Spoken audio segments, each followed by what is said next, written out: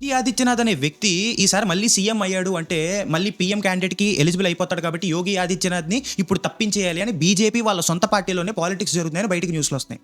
అసలు ఏంది అంటే రీసెంట్గా యూజీసీ రూల్ ఏదైతే తీసుకొచ్చారో దాంట్లో జనరల్ కేటగిరీ వాళ్ళని క్రిమినల్స్ కింద ఎస్సీ ఎస్టీ ఓబీసీ వాళ్ళని విక్టిమ్స్ కింద పరిగణించారనమాట. దీని కంప్లీట్ రిలేటెడ్ వీడియో అనేది ఎక్స్ప్లెయిన్ చేస్తూ నేను యూట్యూబ్లో చేశాను, లింక్ బయోలో ఉంది చూడండి. ఇప్పుడు ఉత్తరప్రదేశ్ విషయానికి వస్తే ఉత్తరప్రదేశ్లో 20% మంది జనరల్ కేటగిరీ వాళ్ళు ఉంటారు, 20% మంది ఎస్సీ ఎస్టీ ఉంటారు అనమాట. ఓటర్ బేస్ గురించి చెప్తున్నా. ఈ Dalits SC ST maximum BJP కోటేదు, అది మీకు తెలుసు. వాళ్ళు సమాజ్వాదీ పార్టీ, కాంగ్రెస్, ఎలియన్స్ వీటన్నిటికీ కూడా వాళ్ళు ఓటర్ బేస్ పెట్టుకొని ఉంచుకున్నారు.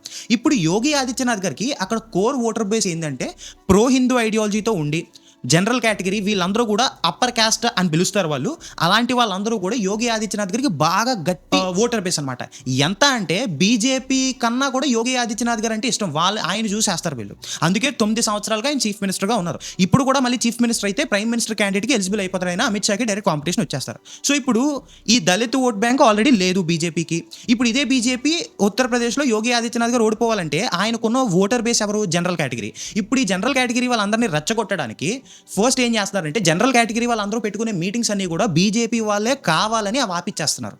ఎందుకు?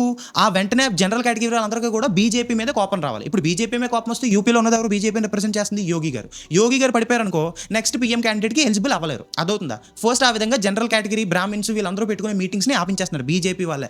సెకండ్, ఈ బిల్లును కూడా 1 year ఎలక్షన్స్ ఉందనగా తీసుకొచ్చారు అని చెప్తున్నారు. కోఇన్సిడెన్సా, పాలిటిక్సా, we don't know, but this is how it is the pattern. Today Yogi is the biggest competition for Amit Shah to be a prime minister candidate. So బీజేపీలోని ఎలాంటి పాలిటిక్స్ అన్ని జరుగుతున్నాయి. ఈ ఇద్దరులో మీరు ఎవరికి సపోర్ట్ చేస్తారో నా కామెంట్ సెక్షన్లో చెప్పండి.